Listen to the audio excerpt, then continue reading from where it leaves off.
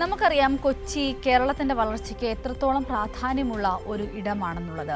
വ്യാവസായിക മേഖലയിൽ വളരെ വലിയ തരത്തിൽ വികസനത്തിലെ കുതിച്ചുകൊണ്ടിരിക്കുന്ന ആ കൊച്ചിക്കാണ് ഇപ്പോൾ ഇത്തരത്തിലൊരു ദുർഗതി വന്നിരിക്കുന്നത്.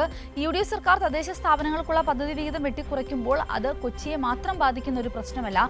എല്ലാ ഇടങ്ങളിലും ഈ തദ്ദേശ സ്ഥാപനങ്ങൾക്ക് ഒരു വലിയ ഇടിവുണ്ടാക്കുമെന്ന കാര്യത്തിൽ, അവരുടെ പ്രവർത്തനങ്ങൾക്ക് ഒരു ഇടിവുണ്ടാക്കുമെന്ന കാര്യത്തിൽ സംശയമില്ല. കൊച്ചിയിലാണ് ഇപ്പോൾ ഇതൊരു പ്രതിഷേധത്തിലേക്ക് നീങ്ങിയിരിക്കുന്നത്. ഉമേഷ് ഉണ്ട് വിവരങ്ങളുമായി. ഉമേഷിലേക്ക് പോകാം. ഉമേഷ്, വളരെ വലിയ തരത്തിലുള്ള ഒരു പ്രതിഷേധം ഇടത് കൗൺസിലർമാർ ഇതിനെതിരെ, ഈ ഒരു ഫണ്ട് വെട്ടിക്കുറയ്ക്കലിനെതിരെ നടത്തിയിട്ടുണ്ട്. ഇവിടെ UDF, നമുക്കറിയാം എറണാകുളം ജില്ലയിൽ മുഖ്യമന്ത്രി ഉൾപ്പെടെയുള്ള UDF നേതാക്കന്മാർ ധാരാളമുണ്ട്. അപ്പോൾ അവർ ഈ ഒരു വിഷയത്തിൽ എടുക്കുന്ന ഒരു നിലപാട്, അവരുടെ പ്രതികരണം, അല്ലെങ്കിൽ എന്ത് അടിസ്ഥാനത്തിലാണ് ഈ തദ്ദേശ സ്ഥാപനങ്ങൾക്കുള്ള ഫണ്ട് വെട്ടിക്കുറച്ചുകൊണ്ട് ഇവിടെ വികസനം വേണ്ട, അല്ലെങ്കിൽ ഇത്രയൊക്കെ വികസിച്ചാൽ മതി എന്നൊരു സമീപനമാണോ UDF സർക്കാർ സ്വീകരിക്കുന്നത്?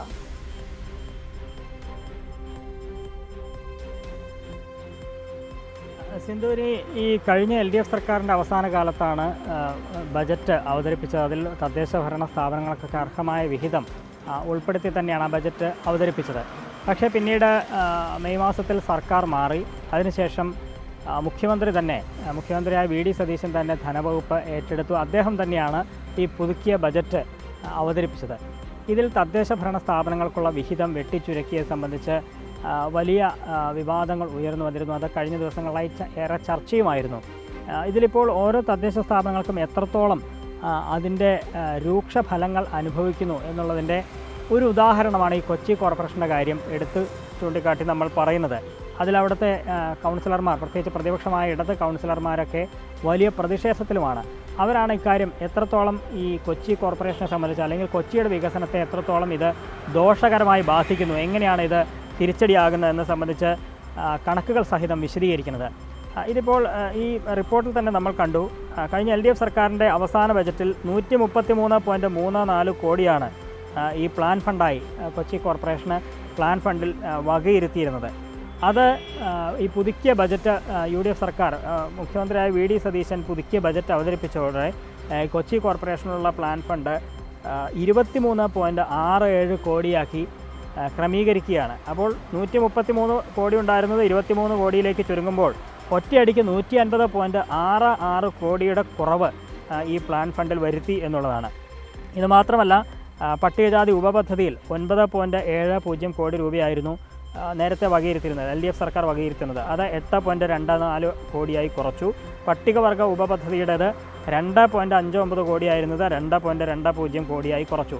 അതായത് ആ രണ്ട് പദ്ധതികളിലും യഥാക്രമം 1.25 കോടിയുടെയും 38 ലക്ഷത്തിൻ്റെയും ഒക്കെ കുറവ് UDF സർക്കാർ വരുത്തുകയാണ്. ഇത് കാരണം ഏതൊക്കെ മേഖലകൾക്ക് തിരിച്ചടിയാകുമെന്നുള്ളത് ഈ കോർപ്പറേഷനിലെ തന്നെ പ്രതിപക്ഷ നേതാവ് ചൂണ്ടിക്കാണിക്കുകയുണ്ടായി. അടിസ്ഥാന സൗകര്യ വികസനം, പൊതുജനാരോഗ്യം, വെള്ളക്കെട്ട് നിവാരണം, റോഡുകളുടെ വികസനം, സാമൂഹ്യക്ഷേമ പദ്ധതികൾ, ഭവന നിർമ്മാണം, ആരോഗ്യ വിദ്യാഭ്യാസ മേഖലകളിലെ പ്രവർത്തനങ്ങൾ, അങ്ങനെ എല്ലാ മേഖലകളിലും, ഏത് മേഖലയിലാണ് ഇല്ലാത്തതെന്ന് പറയാൻ കഴിയില്ല, എല്ലാ മേഖലയിലും നടപ്പാക്കുന്ന വികസന പദ്ധതികളൊക്കെ അട്ടിമറിക്കപ്പെടുന്ന ഒരു സാഹചര്യത്തിലേക്ക് പോവുകയാണ് എന്നുള്ളതാണ്.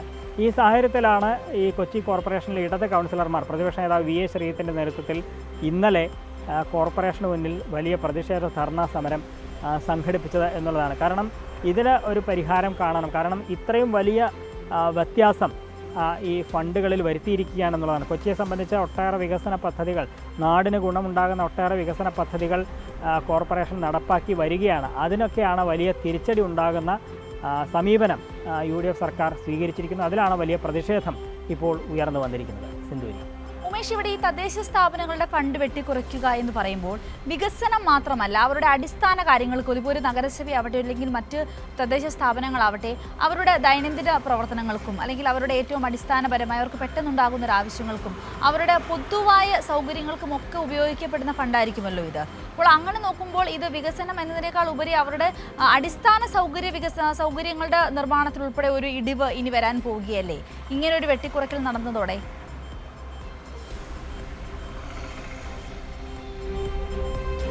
തീർച്ചയായും ഇത് വലിയ തരത്തിൽ കോർപ്പറേഷൻ തിരിച്ചടി ഉണ്ടാക്കും എന്നുള്ളതാണ്. ഇപ്പോൾ ഇത് എടുത്ത് പരിശോധിച്ചാൽ പ്രധാനമായും 4 വിഭാഗങ്ങളിലായി ഈ കോർപ്പറേഷന് ഫണ്ട് അനുവദിക്കുന്നുണ്ട്. ഈ തദ്ദേശ സ്ഥാപനങ്ങൾ, പ്രത്യേകിച്ച് കൊച്ചി കോർപ്പറേഷൻ അടക്കം ഉള്ള തദ്ദേശ സ്ഥാപനങ്ങൾ 4 വിഭാഗങ്ങൾ. ഒന്ന് വികസന ഫണ്ടാണ്, രണ്ടാമത്തേത് മെയിൻ്റനൻസ് ഫണ്ട്, മൂന്നാമത്തേത് മെയിൻ്റനൻസ് ഫണ്ട് തന്നെ 2 തരത്തിൽ, റോഡ് വിഭാഗത്തിലും നോൺ റോഡ് വിഭാഗത്തിലും.